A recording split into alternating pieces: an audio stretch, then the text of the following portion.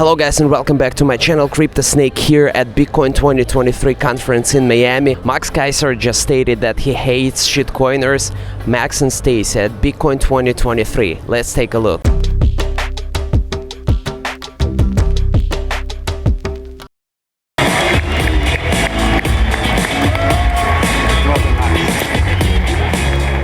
Okay, have you just hyper-Bitcoinized the room? Get it on! Bitcoin is here to stay. Bitcoin is revolutionizing the way we are and work and play. Fantastic. Okay, so what is hyper-Bitcoinization? Is it in the room with us now? I think you mean to ask what is super hyper-Bitcoinization. Supercalifragilistic hyper-Bitcoinization. Well, super hyper-Bitcoinization is available only once. There's only one Bitcoin, there's only one Bukele, there's only one El Salvador the Savior, the Ark, the Bitcoin Citadel. There is only going to be one of them because nobody else in the past 500 years has been a leader like President Bukele, and there won't be another one for another 500 years. So you have one first mover advantage, and El Salvador has it. The best and the brightest are moving to El Salvador. They're coming to be part of President Bukele's economic liberty and El Salvador. So that's, Jack Mallers is coming to El Salvador. Fold is coming to El Salvador.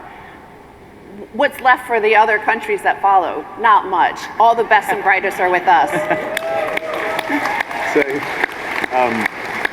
I guess that El Salvador is like the geographic location of hyper-Bitcoinization right now. Super hyper-Bitcoinization. I need to get this right. Super hyper-Bitcoinization. Is this a term that you guys have coined? No, but I think we're going to adopt it now. Because everybody else is like saying they're hyper-Bitcoinized. And it's like, well, we need a separate category for the most popular, coolest leader on earth, right? And we're super hyper-Bitcoinization. Got it. Yeah, super hyper-Bitcoinization. I think it also relates to super hyperinflation. Because as these fiat money currencies around the world collapse in real time, and as these central banks are now exposed as having nothing on their balance sheet but hamster poop, people are realizing that super hyper-Bitcoinization is the way to fight super high hyperinflation. So we're at the end game of the 300-year experiment of central banks. We are. Definitely. And you've been predicting this for quite some time now. Right, I've been predicting it for a number of years. Our show, for many years, talking about it, the inherent fraudulent models that run these big banks is come under the weight of its own fraud, and they're all collapsing. And Bitcoin was really invented as a central bank killer.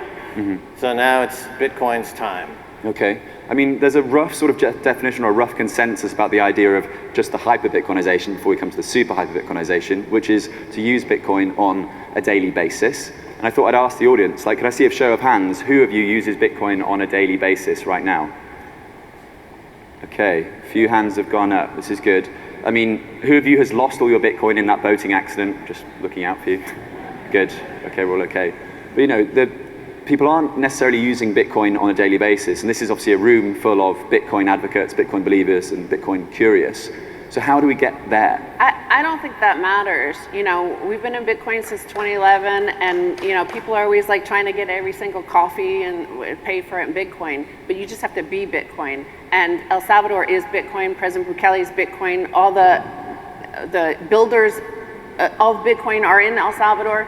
So we are Bitcoin. It's just you have to be Bitcoin. You don't need to this notion that you have to convert every single pupusa seller. When I think of like what El Salvador is, I think of it as Renaissance 2.0, like Florence was. Florence didn't just emerge out of nowhere. It had the most perfect money available at the time, which was the florin, and then it had a great leader of Lorenzo the Magnificent. So you had these perfect money, perfect leader, and a renaissance emerged out of that. It wasn't because every single, pizzeria was accepting the florin. Yeah. It was because they had the perfect money, and it was global. It was global trade. Merchants in North Africa wanted to trade with merchants or import-export guys from Florence because they had the best money. So everybody wanted that. So it's a sort of black hole sucking in all of the best and the brightest from around the world, and that's what Bitcoin is.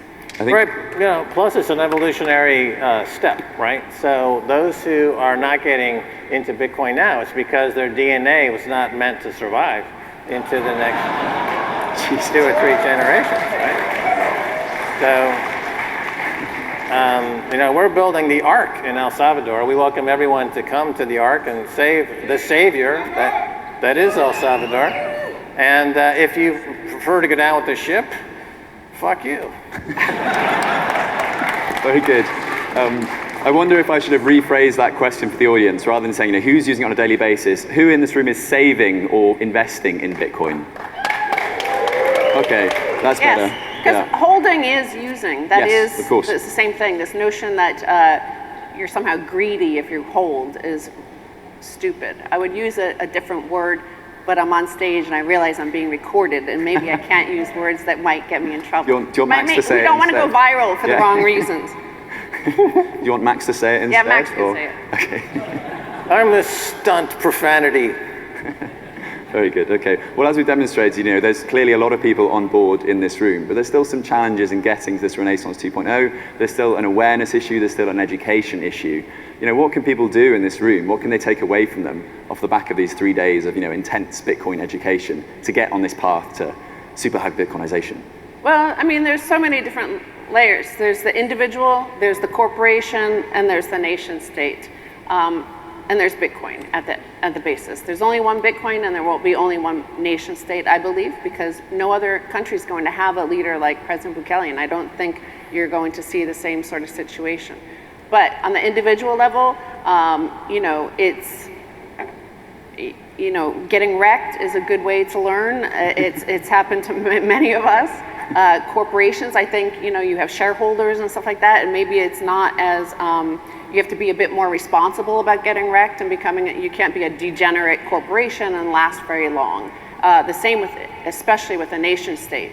President Bukele always says that where El Salvador is going is to the place we want to be, and we is very important because if you have a bunch of shitcoiners there, where do they want to be but wrecked, right? Yep. So you don't want a wrecked nation because it's not a good place to be. El Salvador already had a wrecked nation for 200 years. Yep. Now they have the place everybody wants to be because it is the savior, it is the Ark, it is the Bitcoin citadel. Well, that's actually a really good point. It leads on to the question I wanted to ask you today, which is, can we have a world or can the world be super hyper Bitcoinized if there is, trigger warning everyone, crypto? Can we have Bitcoin and crypto in this hyper? No, because crypto is just reinventing fiat money, and that's that term. The shit coins, and the CBDC is a shit coin. They're reinventing fiat money. All derivatives based on shitcoinery are just fiat money, centralized, and not worthy to have a discussion point. But in terms of adoption around the world, there's a scale of urgency. And countries like Lebanon, obviously, with the central bank collapse, there's an urgency for Bitcoin. And the people who had Bitcoin survived. And this is playing out globally. Here in the United States, there's less urgency because we are the empire. We are the world reserve currency for the moment, but that'll be changing very quickly. The number of people joining BRICS is vastly faster than the number of people who want to join NATO. So we're entering into a BRICS versus NATO global bifurcated financial world, and the global south is skewing toward perfect money, that is Bitcoin. And we see that in El Salvador, and that's permeating in the region. So the Central American region will be hyper-Bitcoinized. And then, of course, Africa is going the way of Bitcoin for the same reason, because they've been left out of the 20th century telecommunications revolution that occurred, but they're going to leapfrog into the 21st century revolution with Bitcoin. And so the US is probably, and the UK are probably, as to use an inelegant term that one who's into the farming industry might know, sucking hind tit.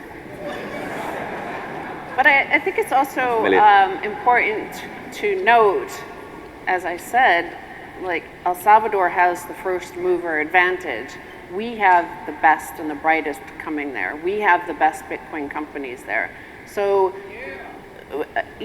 something like 80% of all volume every day is that the trading pair of Bitcoin and Tether, right? Tether, US dollar and Bitcoin. So that's it. We have the market. El Salvador is the market. The rest of the world is going to have to fight over. They're going to start to fight over that 20% of the shitcoin. They're going to look for the best shitcoiners in the glue factory, right? So that's what they have to fight over, and because they're not getting our people, the best and the brightest are going to be in El Salvador. That's where they're setting up their base. So the rest, they're going to try to. They're either going to have to, because it's hard to do it. It's not like, President Bukele is cool, right? And he's popular and he's charismatic and he makes it look easy, but it's not easy. It's hard. Bitcoin is hard and it's hard work. And you're seeing the results today as all these companies like the likes of Jack Mallers and Fold are coming to El Salvador. But it took a lot of work to get to that point. So these other nations are 2 years behind us. And I don't think they understand how much hard work it is, because he makes it look easy. Bitcoin makes it look easy, and that's why there's 25,000 shitcoins, because they think it's just easy. You just invent a blockchain, cryptography, like you use the same words, and that's the magic.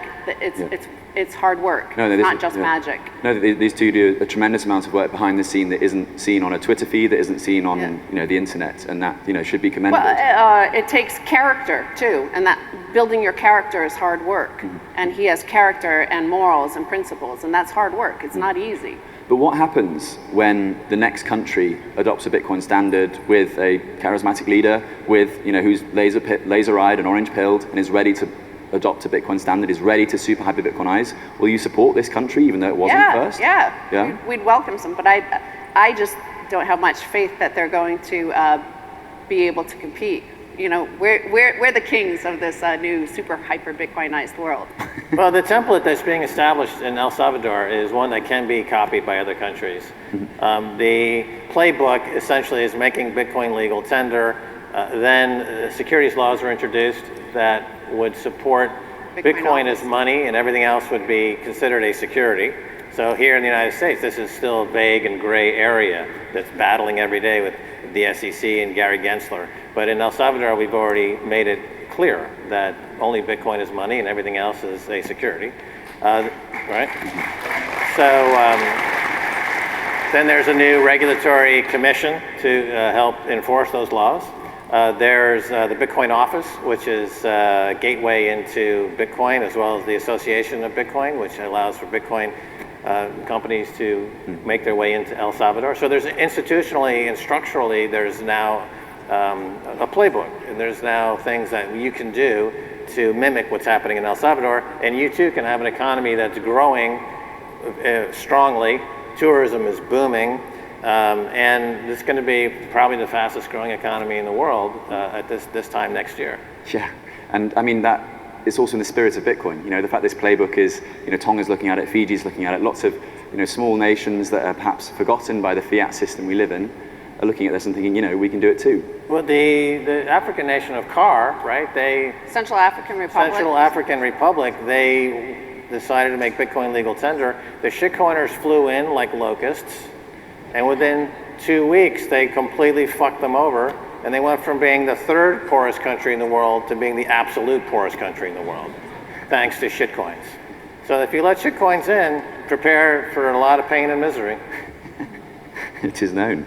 Okay, what about on a personal level? You've been... I personally hate shitcoins.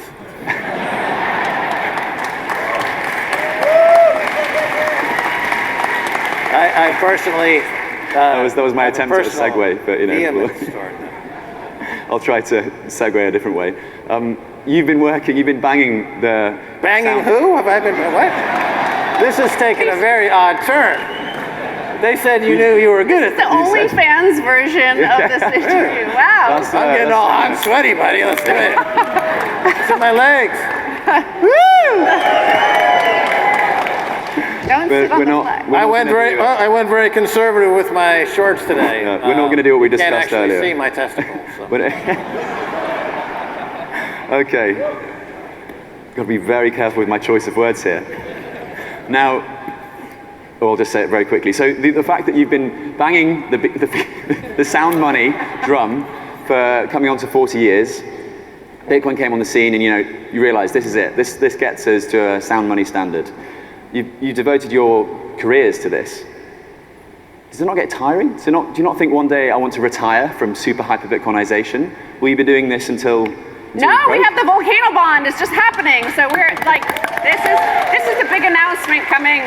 It's not actually a bond, it's equity. So we're moving forward on that. And that's actually, we're beginning the energy infrastructure project and the Bitcoin mining in El Salvador. So we're way ahead of everybody.